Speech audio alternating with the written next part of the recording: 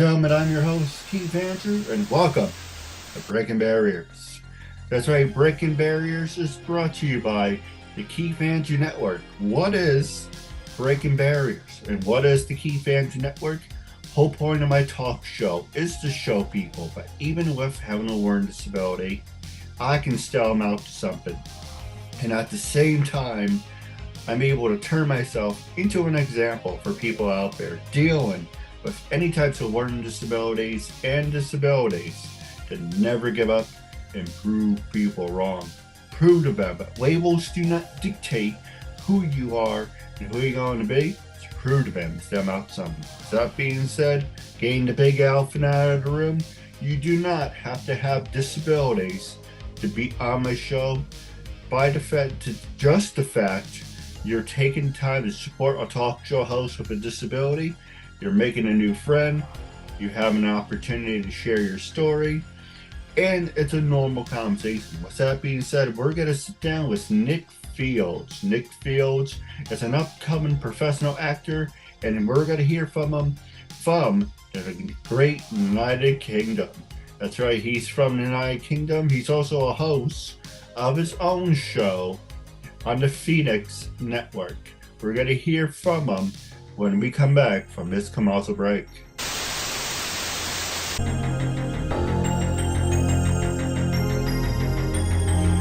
Hello everybody, my name is Nick Field from London, UK, and my chat with this legend over here, Keith Andrew, is now available. Check it out. We talk a lot about things that happened in the 80s and 90s, and which, you know, we both grew up in, and if you grew up in it as well, then you'll hear a few names that you haven't heard in ages.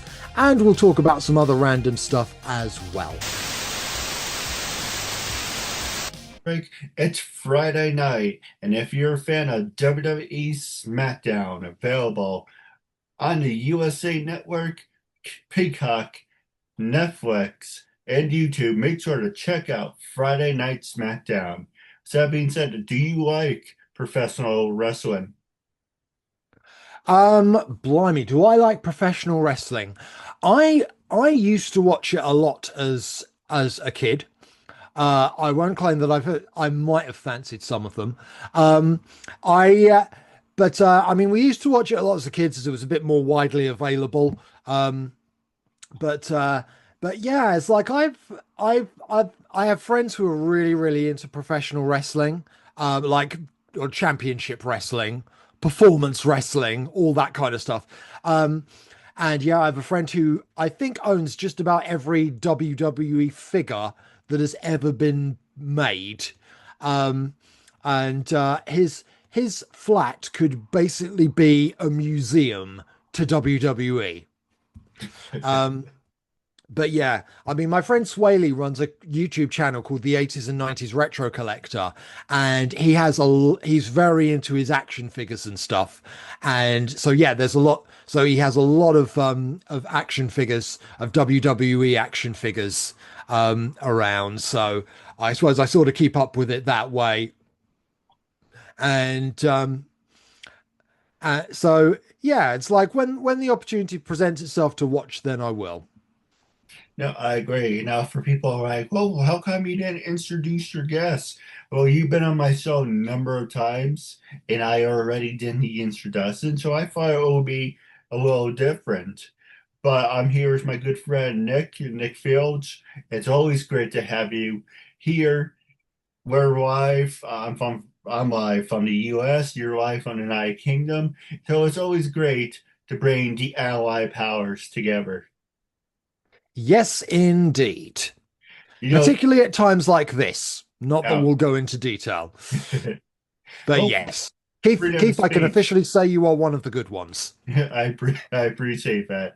But we're here and we have freedom of speech, and didn't mean to interrupt. I do apologize, but it's freedom of speech. And one of they didn't really get along or click or whatever word you want to use. But back in 1995, the man of the USA, the total package Lex Luger team was Davey Boy Smith, the British Bulldog, and they were a tag team for a short time. If you want to see one of their matches, I would recommend WrestleMania 11 when it was Bulldog and Luger taking on, well, the real names are the Harrison twins, but at the time they were called the Blue Brothers. And pretty much these big mountain guys, um, stupid looking, but they were supposed to be big and strong. But just the fact you had America and England together, the Allied powers, that was really cool. They had a great theme song. They looked great together. Would have been a great tag team if they continued with it. But I hate the expression. It is what it is. But what was your favorite tag team? Oh crumbs.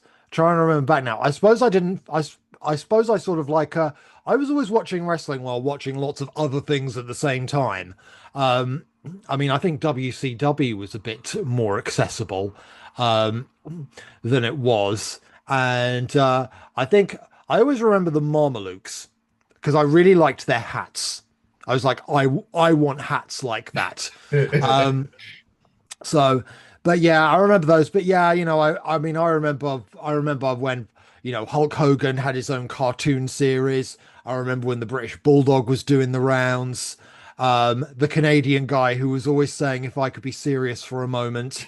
Um, and no one else could be serious at the same time as him. Let's put it that way.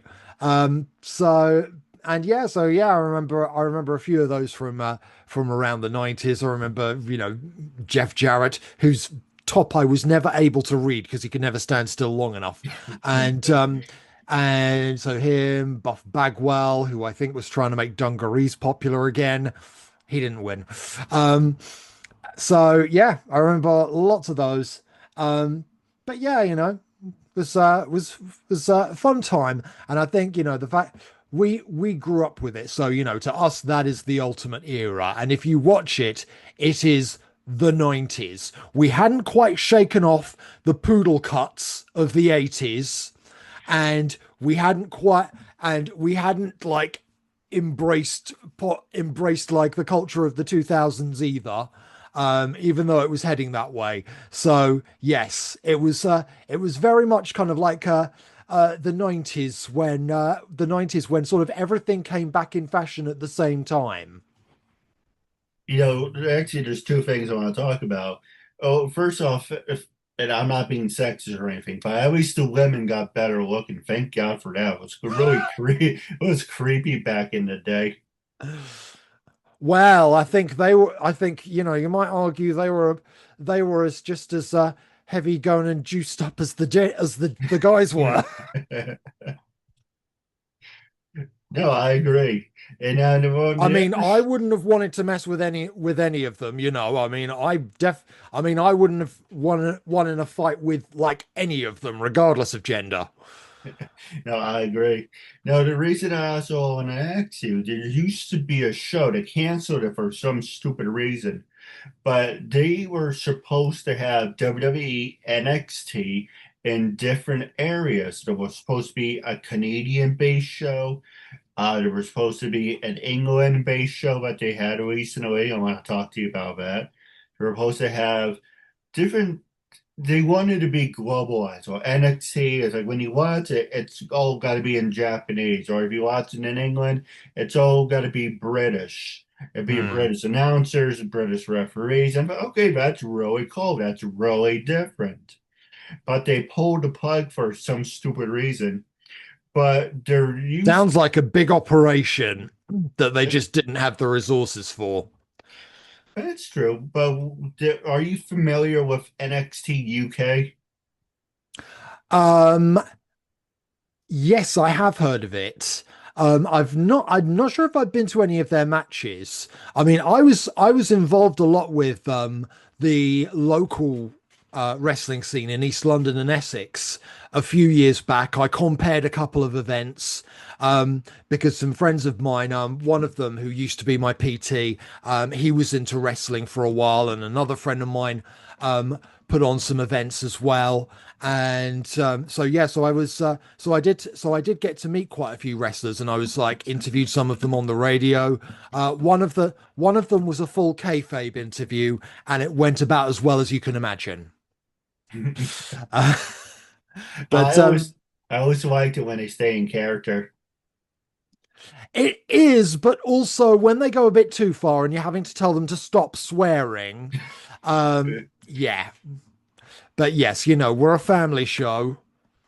Um, so yes, that's the kind of thing that so yeah, that was what I was but yeah, so I've had a little bit of NXT wrestling. A friend of mine used to work on a show. I think it was on Channel 5 over here in the UK. It was mostly about TNA wrestling. Right. Um, but yeah, I think it was mostly like the Rockstar Spud era. Um, and so yeah, so a friend of mine was worked on that for a while. But yeah, it's one of those hobbies that people think it's all washed up, and then it just keeps coming back. It just does not go away. And I'm all for that. No, it's great to have competition. Recently, they were joking about how WWE's gonna buy TNA wrestling, and but the truth is they would have to pay international taxes, so they're not gonna go buy it, but they're gonna cross promote. So it's gonna be like WWE slash TNA. The thing about buying your competition, it's really shitty. I mean, if you do the Phoenix, I'm looking at your thing right now. It's like saying the Phoenix 98 point FM versus the Keith Andrew Network. We've been having a rivalry, not happening, but maybe, Yeah. hey, yo, you want to put up a fight? We can fight about it. But no, bad joke. But it's saying we have Good impression though. rivalry. Oh, but what was that? Good impression though. I appreciate it. It's saying we had a rivalry, and they're like, oh, now we're cross promoting. But who owns who? Does Keith Andrew own Phoenix, or does Phoenix own Keith Andrew Network? So it's good to have competition. Competition brings out the best thing out of you, out of me.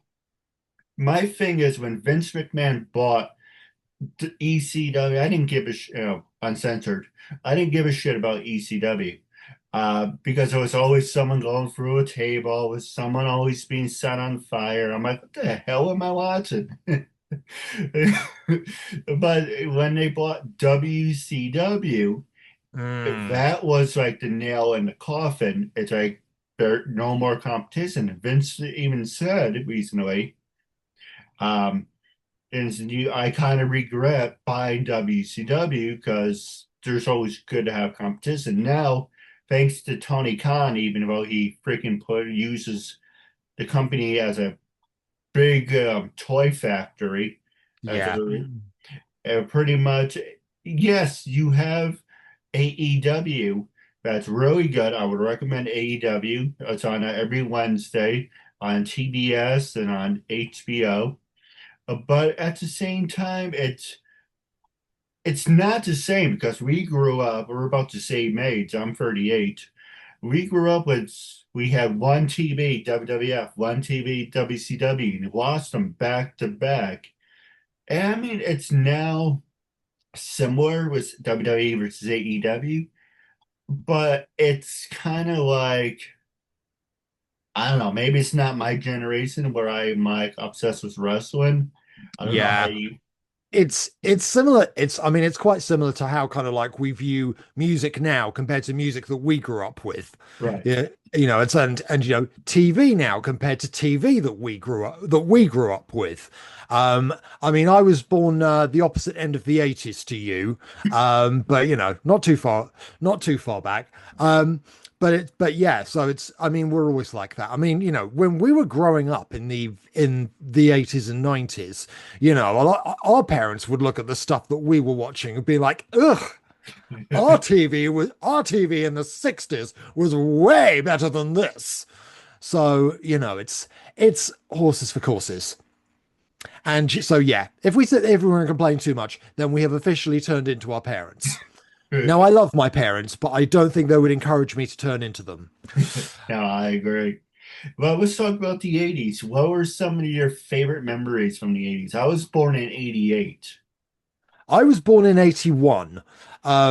So I mean I would remember a bit more of the 80s than you do, but my goodness. I mean I sort of really got into music at an early age because my older sister got into music and I started getting into it around the same time. Um, yeah, I think we still have Kylie Minogue's first album on vinyl in the loft. Um, but I mean, I recently found kind of like a bunch of old like TV show intros. I have the theme tune to the Mr. Men and Little Misses stuck in my head quite a lot after finding it, but I finally learned the lyrics after all these years. She's bumpy, went down, not it. All friends together, the little Mr. Man. I don't know if that arrived where you were in the US, but that they were quite a big cartoon over here. My favorite American cartoon growing up in the 80s was the Get Along Gang, and also Muppet Babies. Oh, I remember that. Yeah, those were good shows. Exactly. And so yeah, so things. So yeah, I mean, I was very young, so so there's so I mean, I don't remember a lot of news stories from back then. I remember the hurricane of '87 because we had to go home from school in that. Um, but uh, but yeah, there's always those are the kind of things that I remember. I remember the cartoons from back then, and Well, you and said yeah, something interesting, and not to interrupt, but what was the hurricane like over in the UK? Because I don't remember if we had a hurricane in 87. I don't think you did. No, I think that was just kind of like the north of Europe, and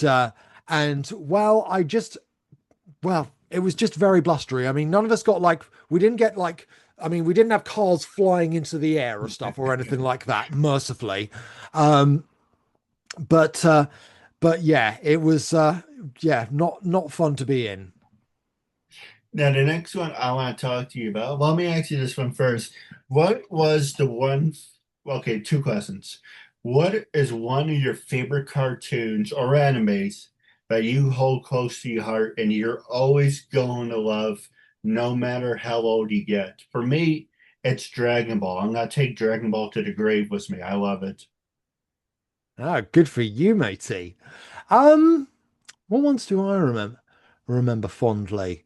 Um, I mean, if you the thing with these cartoons is if you watch them back now Yeah. with a more logical brain, you kind of look you so things cartoons that I watched growing up, um, Danger Mouse. That's a good one. I was a big fan of Count Duckula, but I always ended up feeling a bit sorry for Count Duckula because everything always went wrong for him. So yeah, just a lot of things, just everything was going wrong for him a lot of the time. Um, and what else? I mean, I'll always remember the Get Along Gang. I'll always remember Stop It and Tidy Up. That was a fun one. Um, and I mean, I always remembered, the Charlie Brown and Snoopy show, even though, again, Charlie Brown is another one of these cartoon characters who can't do right for doing wrong. I think I always found that the thing I liked about those kinds of cartoons is that, even the ones that where the main characters were animals Yeah. or just creatures, they were very much rooted in reality. I was never a big fan of like fantasy shows or more science fiction orientated shows. I mean, I've nothing against them, and if you enjoy that, then good for you. I'm not saying that there's anything wrong with anyone who likes them, but they just weren't for me. I mean, So, I would watch them and I'd have no idea what was going on. I watched Star Wars at a very early age. Did I have a clue what was going on? Did I hell? And I'm slightly worried that if I watched it now, I'd have the same problem. Um, but are you a fan of Star Trek? Star Trek, not really. I have the same problem with it. But like I say, no disrespect to anyone who enjoys it, but yeah, it's just not for me. So yeah, I can't. But I would have always sort of preferred ones that where I can sort of like relate to the surroundings. So yeah, that's that. But that's always just been my preference. It's. So I'm very live and let live with a lot of it. But Um, there's some cartoons back where we grew up with. You look back at it now, you catch a lot of gay humor or like this is really stupid. It's funny, but it's like my brother writes a joke about He-Man. I love He-Man, not in that way, but I know I grew up watching He-Man, and now it's like, oh, look at He-Man straddling the Man of Arms, or He-Man. He has skeletons in his closet. I'm like, why you have to freaking ruin things for it? oh dear. To be honest with you, I actually found He-Man a bit scary when I was growing up when he shouts, "I have the power." That was like my childhood self actually found that quite scary. I couldn't watch it for a long time. Um, so but so yeah. But yeah, it was another of those fantasy shows that I just couldn't quite click with. Um, so but yeah, well, that's the thing. I mean, the thing is, there are so many. There's a lot of innuendos that we Yeah. completely missed growing up. I mean, I saw a video about Animaniacs and a load of stuff that they had that was actual innuendos. Which I mean, I was in my early teens when that first came out, and it's still a lot of it went over my head. Um, so yeah, it's one. I miss the classics. Yeah, but yeah, I mean, I was really into Looney Tunes, and so yeah, I really liked Animaniacs. I really liked Tiny Toon Adventures. Um, I think they were probably out of like them and Hanna-Barbera and Disney. I would probably say Warner Brothers were my favorite kind of cartoons from the US. Well, hands down, the best cartoons of the 90s, Batman the Animated Series, season one and two, X-Men, Spider-Man, The Tick. I love The Tick. It was stupid I can funny. sense a pattern forming in these ones that you're naming, Keith. You ever see The Tick? I don't think I ever saw the Tick. No. I I will send remember you a seeing clip of it. I remember seeing Batman the animated series. I say see, could hardly see anything. It was so dark. I was thinking, is there like a world black paint shortage after that? Because it's just, yeah, everything's so dark. I mean, the thing is, it's like I knew Batman from the 60s series, which Right. wasn't always entirely serious. Um, I mean, obviously they went for a very young target audience with that one. They, it was, I suppose they had a slightly different audience with the animated series. They were probably going more kind of like the older teens, with that one. But yes, it was very dark, hard to see anything. I mean, I know most of Batman's uniform is very dark, but yeah, it was like it's like even in daytime, everything casts a really long shadow, and you couldn't hardly see anything. Well, that's what I didn't like on season four because it got darker, and I'm like, no, I like the Urban At least it was more upbeat. It was more fun. As the seasons got on, like I think it was season three or four when it was starting to go. They started to use the same animation as the Superman show, so it's felt like a copy paste. Yes, I get it. You want to connect Batman and Superman and bring in the other heroes and the Justice League. By the way, that's unlimited. Great series. I like the fact there's hundreds of heroes instead of the seven. But let me ask you this: what is the cartoon that you grew up watching and you regret being obsessed with? For me, it's Power Rangers. I remember Power Rangers. We were just watching it. It was just like, this is so silly. I think I was just a little bit too old for it when it came out. Um, I right, cartoon I watched that I regret becoming obsessed with. Oh, crumbs. Um,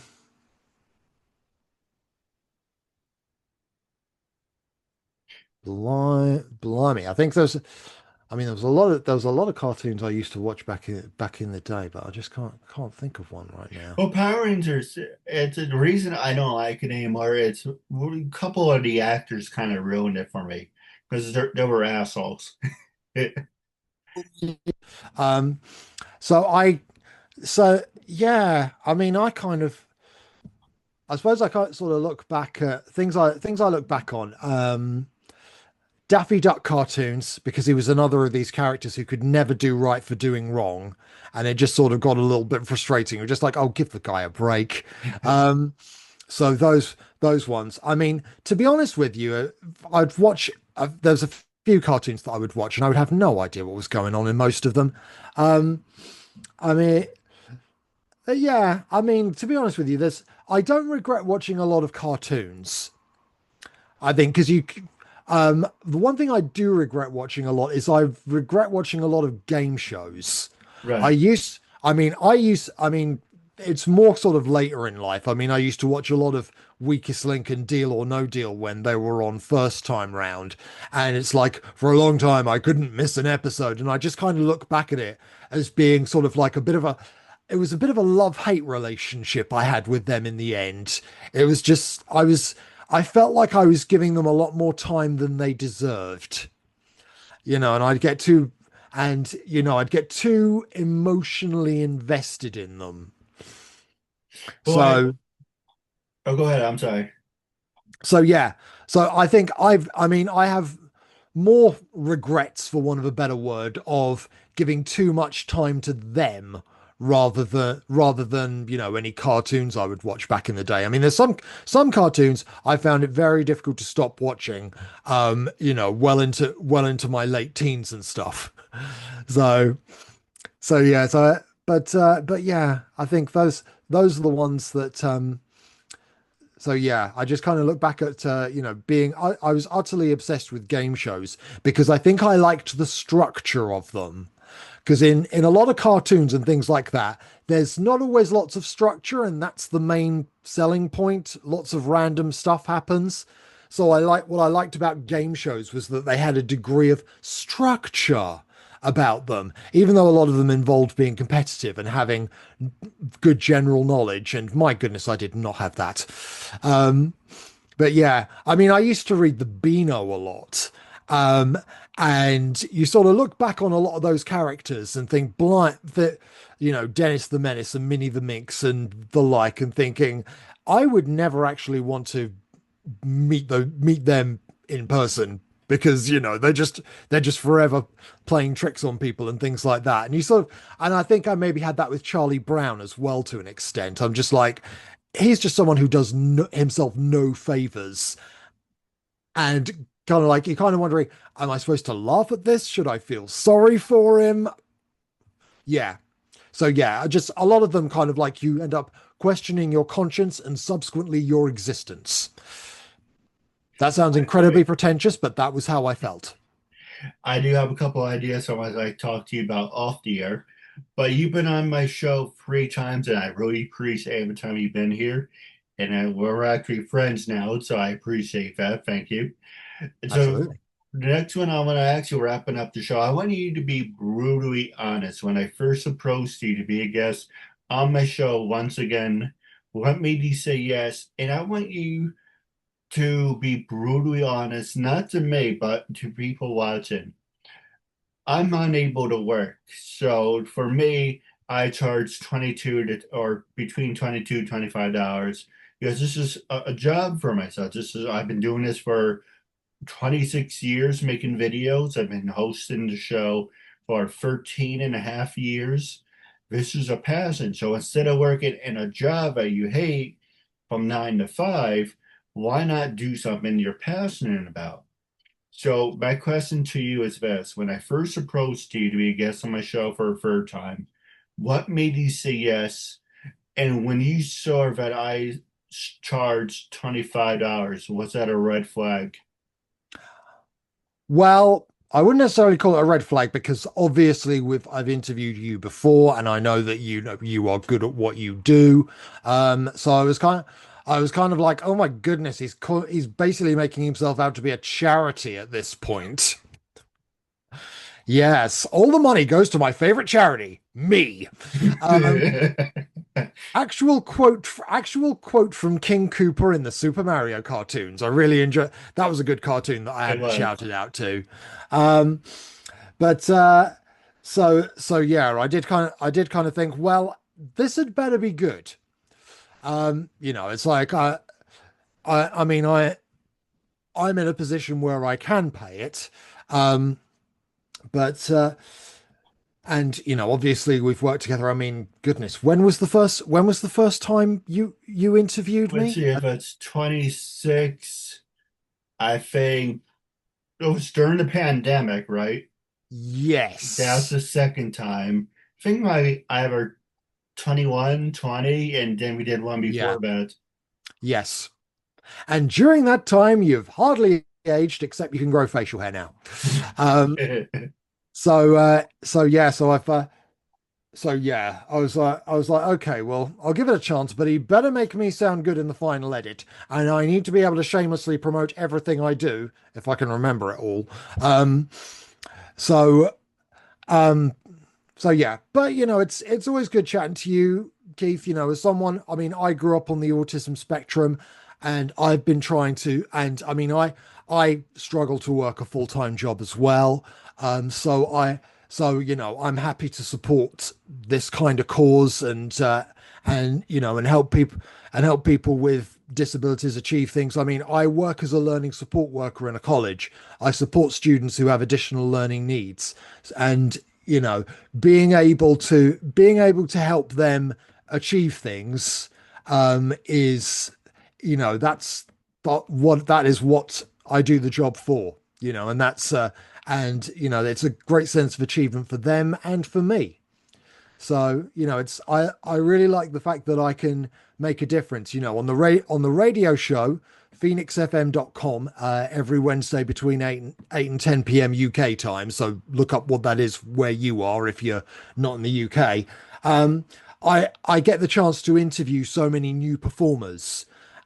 Lots of them haven't done any radio before, so it's so you know, being able to give that opportunity, and you know, to play new music and stuff is such a joy.